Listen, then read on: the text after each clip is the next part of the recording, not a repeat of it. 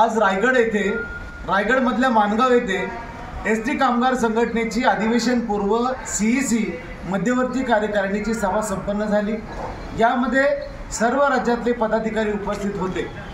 आम्ही आज 4 ठराव केलेले आहेत, ज्यामध्ये प्रामुख्याने पहिला ठराव एसटी कामगारांच्या आर्थिक मागण्यांची पूर्तता करा, अन्यथा बेमुदत संपावरती जाण्याचा निर्णय एसटी कामगार संघटनेने केलेला आहे। दुसरी मागणी आमचे जे प्रलंबित प्रश्न आहेत, दैनंदिन प्रश्न आहेत, त्याची पूर्तता न झाल्यास सुद्धा आम्ही बेमुदत संपावर जाण्याचा ठराव घेतलेला आहे।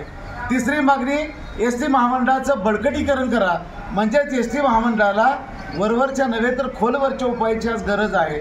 आणि चौथा ठराव ज्या बँकेला आम्ही आई प्रमाण मागवत होतो, त्या बँकेच्या वरती दरोडा टाकणाऱ्या सदावर्ती दाम्पत्य आणि त्यांच्या संचालक मंडळावरती कारवाई न झाल्यास त्यावेळेस सुद्धा एक मोठं आंदोलन उभारण्याचे आम्ही 4 ठराव या ठिकाणी केलेले आहे। प्रामुख्याने पहिला ठराव जो आहे तो आमच्या आर्थिक मागण्यांचा आहे। आज महागाई भत्ता राज्य सरकारप्रमाणे देणं हे प्रशासनाचं काम आहे, कारण ती तरतूद आहे। आणि न्यायालयाचे आदेश असताना सुद्धा आज राज्याला 53% महागाई भत्ता मिळतोय, आम्ही 46% वरती अजून लोंबकळत पडलेलो आहे। शासनाला 10-20-30% घरभाडे भत्ता मिळतोय, कारण त्यांचा महागाई भत्ता 53% झाला आहे। आमचा 53% न झाल्यामुळे अजून आम्ही 8-16-24% वरती आहोत। आम्हाला 2020 पासून माननीय एकनाथ शिंदे साहेबांनी 6,500 रुपये मूळ वेतनात वाढ दिलेली आहे, त्याच्या फरकाचे हप्ते आम्हाला मिळाले पाहिजेत, त्याचा फरक आम्हाला मिळालेला पाहिजे।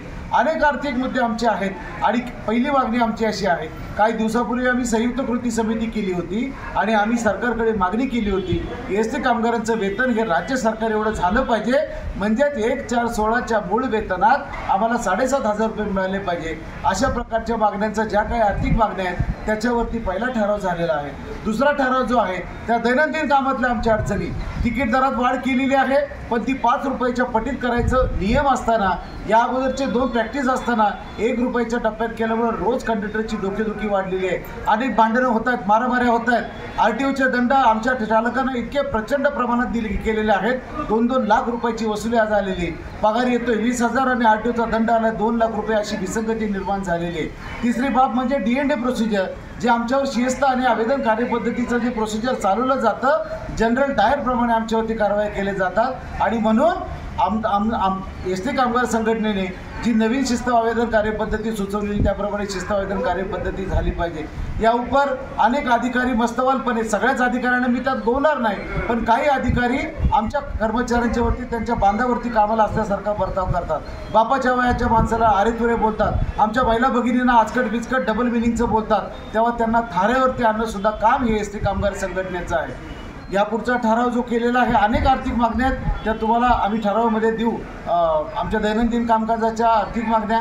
तिसरा ठराव एसटी महामंडळाला स्थैर्यता येण्यासाठी आम्हाला त्या ठिकाणी एसटी महामंडळाला टोल नाक्यातून मुक्तता मिळाली पाहिजे, डिझेलवरचा आबकारी कर माफ केला पाहिजे आणि आमचा प्रवासी कर माफ केला पाहिजे। एसटीला सोन्याचे दिवस आल्याशिवाय राहणार नाही, अशी एसटीला रोज दर वर्षाला मान्य अजितदादांनी 5,000 गाड्या देण्याचा निर्णय घेतला आहे। तर स्वमालकीच्या चॅसेस घेऊन आपल्या कारखान्यामध्ये 3 वर्कशॉप जे आहेत बॉडी बिल्डिंगचे, त्याच्यामध्ये ते बांधले गेले पाहिजेत।